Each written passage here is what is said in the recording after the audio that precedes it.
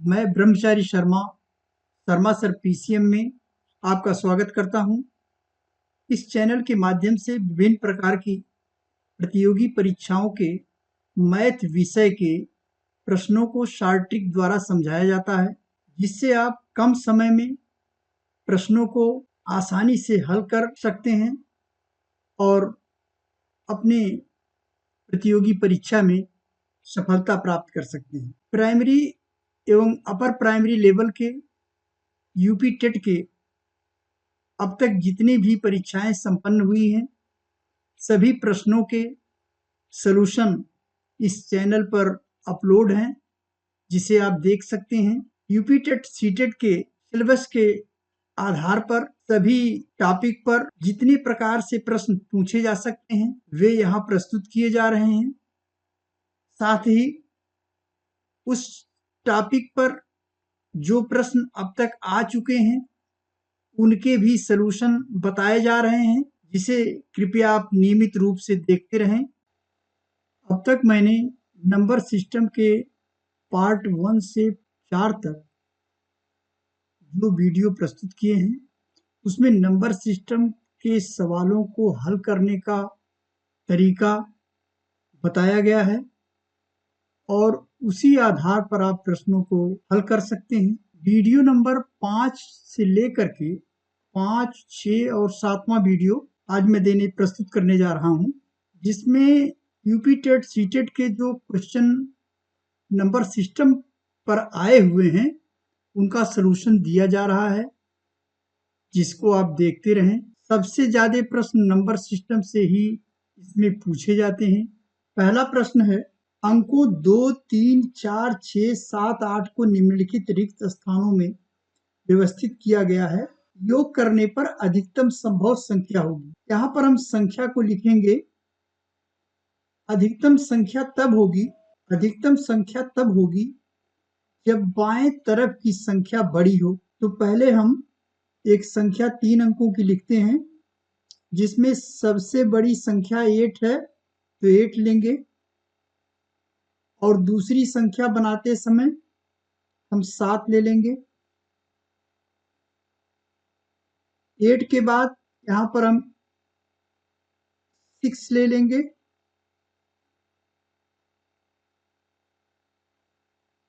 और उसके बाद दूसरी संख्या के लिए 4 हो जाएगा। इकाई के लिए हम 3 ले लेते हैं और दूसरी संख्या के लिए 2। तो इस तरह से इस प्रकार की बनी हुई संख्या सबसे बड़ी संख्या होगी। 3 में 2 जोड़ेंगे 5 आएगा, 6 में 4 जोड़ेंगे 6 4 10 के 0, 8 7 15 1 16, 1605 आएगा। ऑप्शन 3 इसका करेक्ट आंसर होगा। एक संख्या है जो बाइनरी सिस्टम में है और इसको 10 के आधार पर हमें संख्या को बनानी है, यानी दशमलव संख्या के रूप में इसे परिवर्तित किया जाएगा। तो इस संख्या को पहले हम इस तरह से लिख लेंगे, 1 1 0 1 1 और 1 के नीचे हम 1 लिखेंगे।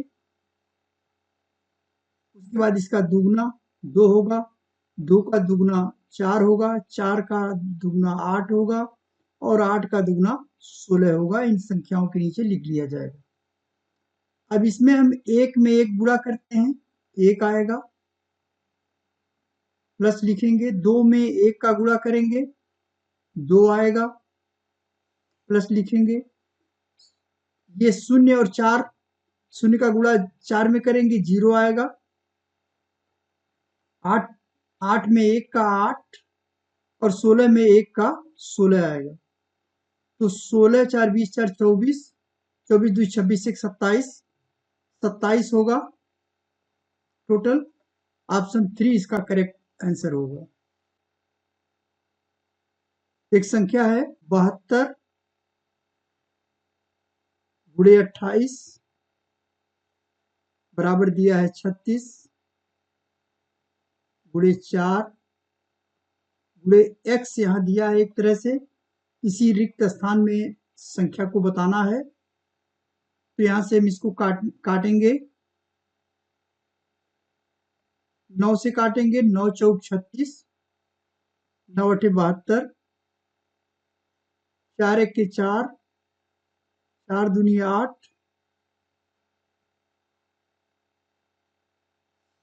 4 एक के 4, 4 सते 28 और x इज इक्वल टू 7 और 2 में गुणा कर देंगे हम, 7 दूनी 14 आएगा। अब ये 14 बराबर हो जाएगा 2 गुणे 7। अब प्रश्न में उत्तर ये देना है, इस रिक्त स्थान की संख्या में जो संख्या है वह क्या 7 का गुणज है? तो 7 का गुणज है ये। एक अभाज्य संख्या है, तो ये 14 जो आया है अभाज्य संख्या नहीं है, ये भाज्य संख्या है। 10 से कम है तो 14 10 से ज्यादा है, तो ये भी नहीं हो सकता। एक सम संख्या है, तो यह सम संख्या है। 7 का गुणज भी है, सम संख्या भी है, और 56 का गुणनखंड 56 का गुणनखंड 56 का गुणनखंड भी है, क्योंकि 7 जो है 56 को काट देगा, 7/56, तो ये इसका गुणनखंड भी है। तो इस तरह से ऑप्शन 145 इसका करेक्ट ऑप्शन 1 करेक्ट आंसर होगा। निम्नलिखित में कौन सा कथन सही है? सभी अभाज्य संख्याएं विषम संख्याएं होती हैं। 2 एक ऐसी संख्या है जो सम संख्या है, इसलिए यह कथन गलत होगा, यह सही नहीं है। भाज्य संख्याएं अपरिमित रूप से अनेक होती हैं, यह सही है। अभाज्य संख्याओं के केवल 2 गुणनखंड होते हैं, तो अभाज्य संख्याओं के 2 ही गुणनखंड होते हैं, ये सही है। और एक अंक वाली केवल 4 संख्याएं हैं, वो हैं 2, 3, 5 और 7, ये भी सही है। तो ऑप्शन 1 इसका करेक्ट आंसर होगा। मान ज्ञात करना है, 17.5 में 3 से गुणा करेंगे तो आएगा 3 पचे 15 के 5, 3 सते 21 एक 22 के 2, 3 एक के 3, 2 5, 52.5 माइनस, इसमें पहले हम 7 से भाग देंगे, 3 आ जाएगा, माइनस 3 में हम 12.5 से मल्टीप्लाई करेंगे, 3 पचे 15 के 5, 3 दूनी 6 एक 7, 3 एक के 3, इन दोनों को जोड़ेंगे, 3 और इसको जोड़ेंगे तो आ जाएगा 37 3 40, 40.5, 52.5 माइनस 40.5 बराबर हो जाएगा 12।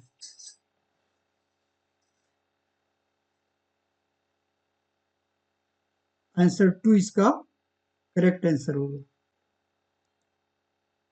आरोही क्रम में व्यवस्थित करना है। संख्या को आरोही क्रम में व्यवस्थित करने पर निम्नलिखित में से कौन सी संख्या तृतीय स्थान पर होगी? आरोही क्रम का मतलब बढ़ते हुए क्रम में। सबसे छोटी संख्या यहाँ पर 7 है, 7 है, 7 है, 7 है, तो सबसे छोटी संख्या यहाँ पर 0.0 है, तो 0.77। ये इससे बढ़ते हुए क्रम में लिखना है। इससे बड़ी संख्या होगी 7.007, इससे बड़ी संख्या होगी 07, इससे बड़ी संख्या होगी 7.70 और इससे बड़ी संख्या होगी 7.007। तृतीय स्थान पर कौन सी संख्या होगी? यह पहले स्थान पर हो गया, यह दूसरे स्थान पर हो गया, और तीसरे स्थान पर है 7.07। 7.07, इसलिए ऑप्शन 3 इसका करेक्ट आंसर होगा। एक संख्या 100 के आधे से अधिक है, यह 6 दहाई से अधिक और 8 दहाई से कम है, इसके अंकों का योग 9 है, इसका दहाई का अंक इकाई के अंक का 2 गुना है, तो संख्या बताना है क्या होगा। तो यह संख्या 60 और 80 के बीच में है। यह भी बताया गया है कि इसके अंकों का योग 9 होगा। तो अंकों का योग अगर 9 है, इसका मतलब 3 होगा या 7 और 2 होगा। इसमें यह भी बताया गया है कि दहाई का अंक इकाई के अंक का दुगना हो। तो इसमें अगर हम इकाई के अंक को 3 ले लें और दहाई के अंक को 6 ले लें, तो ये इसका दुगना भी होगा और संख्या हमारी 63 होगी, और ये 60 और 80 के बीच में भी है, तो इसका करेक्ट आंसर 4 होगा। 17,863 पाने के लिए इन संख्याओं के योग में से क्या घटाया जाए। पहले इन संख्याओं का हम योग कर लें। 8008, 8088 और 8808 जोड़ेंगे। 8 त्रिक 24 के 4, 2, 8 2 10 के 0, 8 1 9 और 8 त्रिक 24। इसमें से हम घटाएंगे 17,863।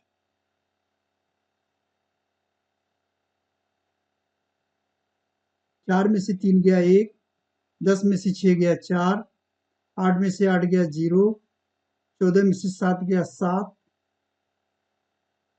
और ये 7,041 होगा। इसका करेक्ट ऑप्शन 1 होगा। एक धनात्मक पूर्णांक को एक परिपूर्ण संख्या कहा जाता है यदि उस संख्या को छोड़कर उसके सभी विभाजकों का योग संख्या के बराबर आता है।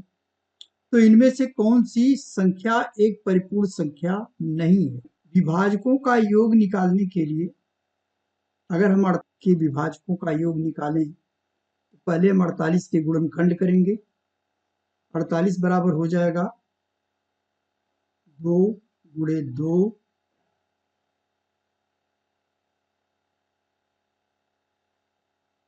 गुणे 2 गुणे 2, 2 दूनी 4 दूनी 8 दूनी 16, यहाँ 48। अब ये बराबर हो जाएगा 2 टू द पावर 4 गुणे 3 टू द पावर 1। विभाजकों का योग निकालते हैं जब हम, तो क्या करते हैं कि 2, ये जो 2 है,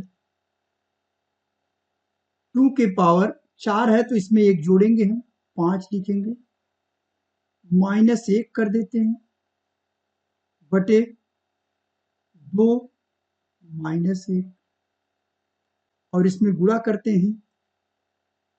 3 है 3 टू द पावर 1 है तो 1 जोड़ेंगे, 2 हो जाएगा, -1 बटे 3 -1, 3 -1, ये बराबर हो जाएगा 2 दूनी 4 दूनी 8 32 हो जाएगा। 32 माइनस 1 बटे 1 गुणे 3 का वर्ग करेंगे 9 आएगा, 9 में से 1 गिर जाएगा, 8 आएगा, 3 में से 1 घटाएंगे 2 आएगा, 2 से गुणा करेंगे, 2 चौका 8, यहाँ 31, 31 गुणे 4 होगा 4 एक 4, 4 तियां 12, 124 होगा। इस 124 में से ये संख्या 48 घटाई जाए। 48 घटाई जाए। 14 में से 8 गया 6, 11 में से 4 गया 7, 76 आएगा। और 76 ये 48 के बराबर नहीं है। ये 48 एक परिपूर्ण संख्या नहीं है। 496, 28 और 6 को भी चेक करना है। 496 को चेक करते हैं। 496 का गुणनखंड किया जाए।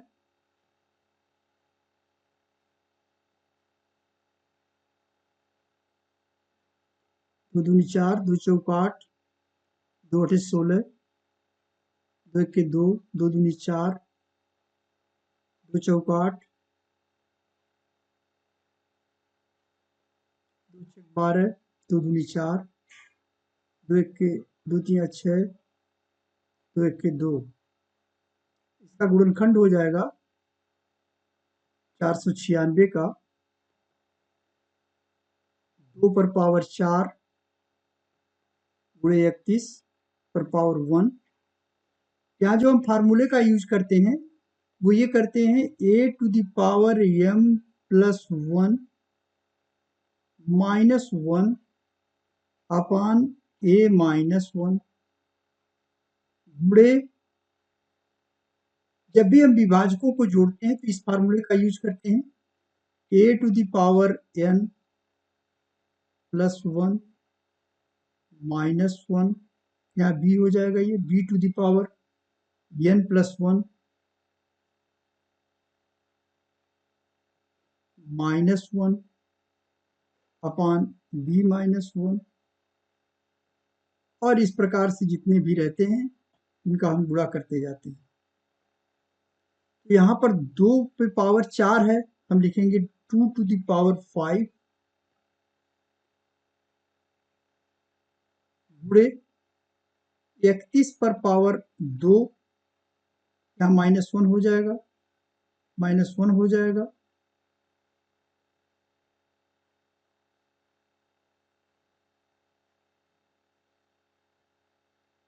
बटे 2 माइनस 1 और 31 माइनस, ये बराबर होगा, ये 2 पर पावर 32 हो जाएगा, 32 में से 1 घटेगा, 31 हो जाएगा। 31 बटे 1 गुणे 31 का स्क्वायर कर लें हम,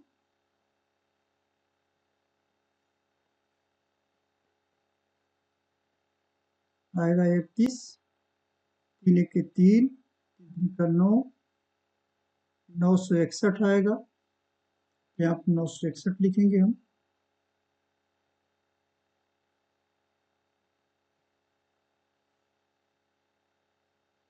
माइनस 1 करेंगे अपान 30 आएगा।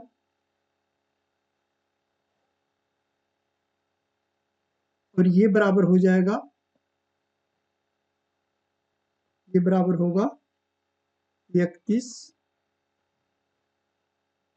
गुणे 960 बटे 30। ये 0 इस 0 से कट जाएगा, 3 त्रिका 9, 3 दूनी 6, 32 आएगा। और 32 में 31 का गुणा करेंगे हम, 32 गुणे 31 तो आएगा 2, 3 दूनी 6, 3 त्रिका 9, 2, 6 3 9। जब हम संख्या घटाएंगे, संख्या को घटाना होगा और वो संख्या हमारी है 496। इसको जब घटाएंगे तो आ जाएगा 12 में से 6 गया 6, यहाँ पर बचा 8, 18 में से 9 गया 9 और 496। 496 आ गया ये संख्या। ये भी संख्या परिपूर्ण संख्या होगी। अब 28 को हम देखते हैं परिपूर्ण है कि नहीं। 28 का हो जाएगा 28 बराबर 2 गुणे 2 गुणे 7, इसमें हो जाएगा 2 टू द पावर 2 इंटू 7 पर पावर 1। 2 पे पावर 2 का मतलब यहाँ पर हो जाएगा 2 पे पावर 3 माइनस 1 इंटू 7 पर पावर 2 माइनस 1 अपॉन 2 माइनस 1 1 हो जाएगा। यहाँ पर 7 माइनस 1 6 हो जाएगा और ये बराबर होगा 8। 8 में से 1 घटेगा 7 आएगा। 7 गुणे 7 सत्ते 49 में से 1 घटेगा 48 हो जाएगा बटे 6, 6 8 48, 8 सत्ते 56। इस 56 में से हम 28 घटाएंगे माइनस 28 तो 28 ही बचेगा, अर्थात ये भी एक परिपूर्ण संख्या है। 6 है तो 6 का हम 6 बराबर 1 इसका गुणनखंड है, 2 है, 3 है और इस संख्या को चूंकि नहीं लिया जाएगा इस स्वयं की संख्या को, तो इसको जोड़ेंगे तो 6 आएगा और 6 भी परिपूर्ण संख्या है। इसलिए ये ऑप्शन 1 इसका करेक्ट ऑप्शन होगा, क्योंकि यही परिपूर्ण संख्या नहीं है, बाकी संख्याएं परिपूर्ण संख्याएं हैं। एक मिनी बस में अधिकतम 15 विद्यार्थी बैठ सकते हैं और उसके 3 गुना विद्यार्थी एक बड़ी बस में बैठ सकते हैं। 112 विद्यार्थी पिकनिक पर जाना चाहते हैं और प्रत्येक सीट पर एक विद्यार्थी बैठ सकता है, तो इसके लिए कम से कम कितने वाहनों की आवश्यकता होगी। कम से कम वाहन होंगे तो बड़ी वाली बस ज्यादा चाहिए। बड़ी वाली बस में आ रहे हैं 15 का 3 गुना, यानी एक बड़ी बस में 45, एक बड़ी बस में 45 विद्यार्थी बैठ सकते हैं। कुल 112 विद्यार्थी हैं तो 45 गुणे 2 90 होगा और 112 कुल विद्यार्थी हैं तो 2 बसों में 90 विद्यार्थी बैठ जाएंगे, तो 90 इसमें से माइनस कर लेंगे। 2 11 में से 9 गया 2 22, 22 बच्चे बचेंगे जिसमें 15 बच्चे एक मिनी बस में और 7 बच्चे दूसरे मिनी बस में। इस तरह से कुल बसों की संख्या 2 मिनी बस और 2 बड़ी बस होगी, अर्थात ऑप्शन 2 जो है इसका करेक्ट ऑप्शन होगा।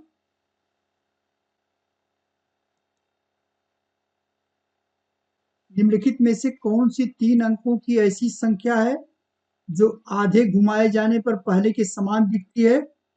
आधा करेंगे हम 444 दिखाई दे रहा है, इसका हाफ करेंगे आएगा 222।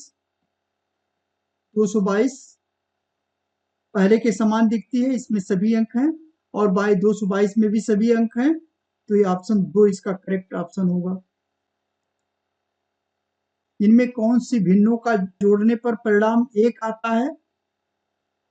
यहाँ पर देखिए सबके हर समान है तो इसको हम जोड़ेंगे 5 1 6 6 3 9, इसका योग आएगा, अगर इसको हम जोड़ते हैं तो इसका योग आएगा 9/8। 1 नहीं आएगा। 1/4 और 1/2 को जोड़ते हैं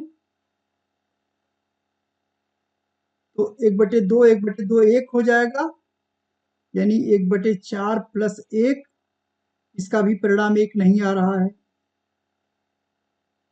अब 3/8 में अगर हम 1/8 जोड़ें, इसको हम काट सकते हैं, 4 एक के 4, 4 चौके 16। अब ये हो जाएगा 3/8 प्लस 1/4 प्लस 1/4 प्लस 1/8। 3/8 और 1/8 जोड़ेंगे तो 4/8 होगा। 4/8 को 1/2 होगा, ये बराबर हो जाएगा 1/2 प्लस 1/4 1/4 1/2 1/2 1/2 1 आएगा। अर्थात परिणाम जो है ऑप्शन 3 इसका करेक्ट ऑप्शन होगा।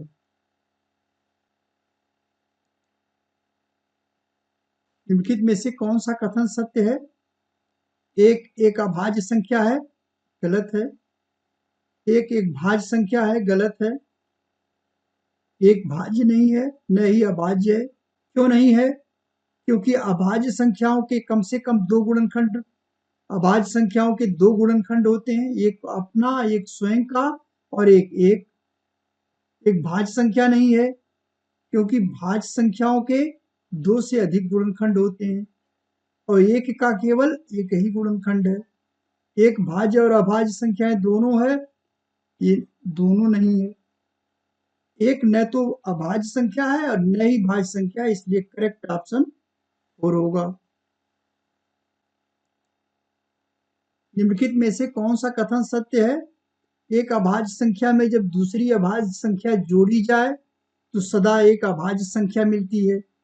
अगर हम एक अभाज्य संख्या 3 ले लें, दूसरा 5 ले लें, जोड़ते हैं तो 8 आता है, जो कि एक भाज्य संख्या है, तो ये आंसर गलत है। अभाज्य संख्याओं के गुणनखंड नहीं होते, अभाज्य संख्याओं के गुणनखंड होते हैं, 2 गुणनखंड होते हैं, ये भी गलत है। अभाज्य संख्याएं अपरिमित रूप से अनेक होती हैं, ये करेक्ट आंसर होगा। जब एक अभाज्य संख्या को दूसरी अभाज्य संख्या से गुणा करते हैं तो सदा एक अभाज्य संख्या प्राप्त होती है, ऐसा भी नहीं है, क्योंकि अगर हम एक 3 ले लें, एक 5 ले लें, 15 आ जाएगा और 15 एक भाज्य संख्या होगी, ये भी गलत होगा। अर्थात ऑप्शन 3 इसका करेक्ट ऑप्शन होगा।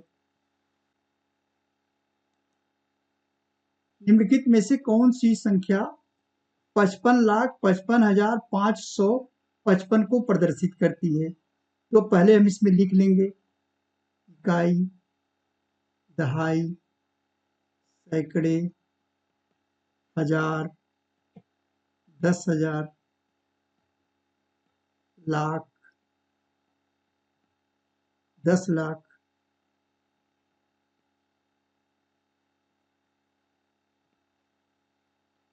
पचपन लाख है तो 55 लाख हम लिखेंगे 55,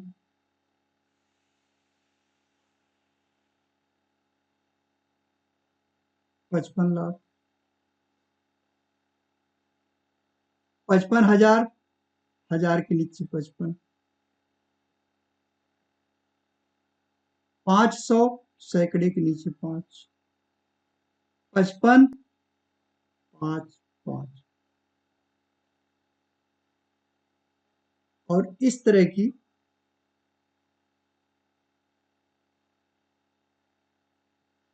इसका जो करेक्ट ऑप्शन होगा वो ऑप्शन 4 होगा। 7,86,364 में दोनों 6 के स्थानीय मानों का गुणनफल करना है। यहाँ पे संख्या हो जाएगा 7,86,364। इस 6 का स्थानीय मान 6, इसके आगे 0 लिखेंगे। इस 6 का स्थानीय मान, इसके नीचे 6 लिखेंगे, इसके आगे जितने अंक होंगे उसके नीचे 0 और ये हो जाएगा 6,000। दूसरा 60 है तो 6,000 × 60, ये बराबर हो जाएगा 36।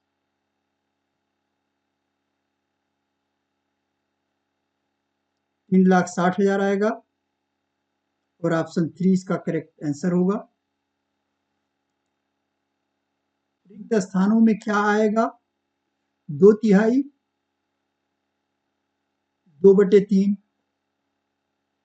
प्लस x कर दें हम बराबर 12, 11 12वां 11/12। x की वैल्यू हम निकालेंगे, x बराबर 11/12 माइनस 2/3, 12 इसका एलसीएम आएगा, 11 यहाँ आएगा, माइनस 3 चौक 12, 4 दूनी 8, 3/12 आएगा, यानी 3/12वीं हिस्सा, 3/12वीं करेक्ट ऑप्शन इसका चौथा होगा। 25,347 में कितने सैकड़े होंगे? 25,347 में इसको हम लिख सकते हैं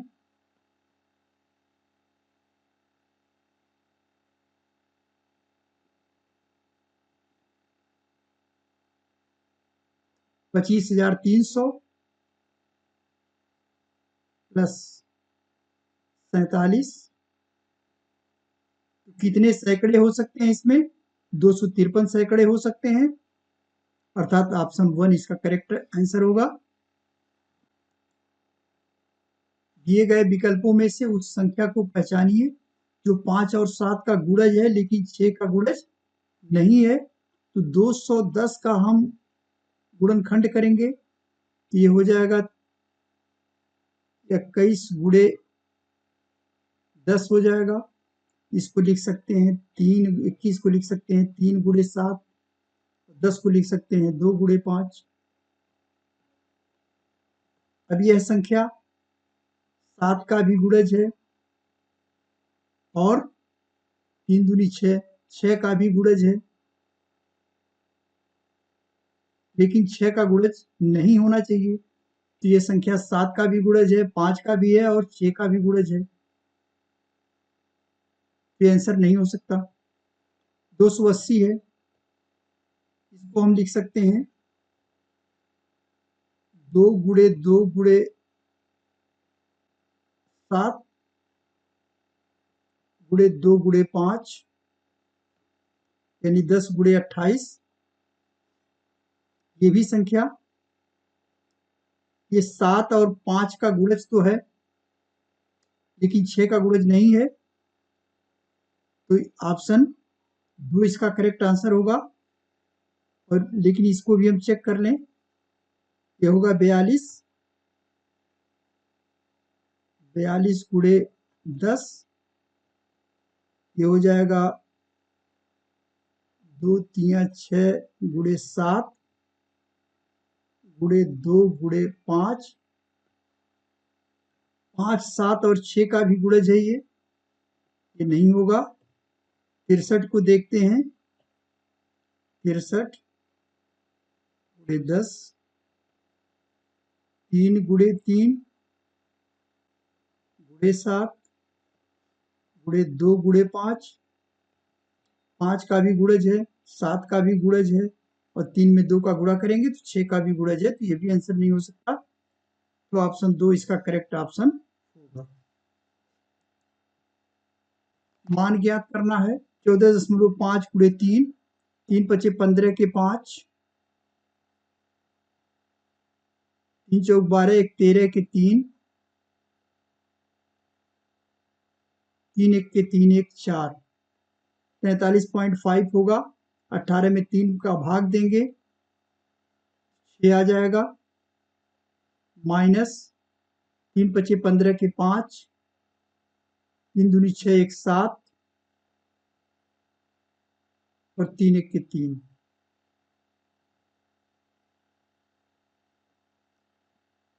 ये दोनों संख्याएं प्लस में हैं, जोड़ी जाएंगी। 43 6 49.5 माइनस 37.5 0 2 1, आंसर इसका 12 आएगा। ऑप्शन 2 करेक्ट आंसर होगा। एक 4 अंकों की संख्या में 100वें स्थान पर 0 है और दहाई का अंक इकाई के स्थान पर अंक से दुगुना है, जबकि 1000वें स्थान पर अंक इकाई के स्थान पर अंक से 3 गुना है। तो संख्या क्या होगी? यहाँ पर 4 संख्याएं दी हैं, चारों में सैकड़े के स्थान पर 0 है। दहाई का अंक इकाई से दुगुना है, तो इसमें ऑप्शन 2 में दहाई का अंक इकाई से दुगुना है, 2 दूनी 4, और 1000 स्थान पर 6 है, तो ये इसका तिगुना भी है, अर्थात ऑप्शन 2 इसका करेक्ट आंसर होगा। कृपया यदि वीडियो अच्छा लगा हो तो इसे लाइक एवं शेयर करें और चैनल को सब्सक्राइब करें। धन्यवाद।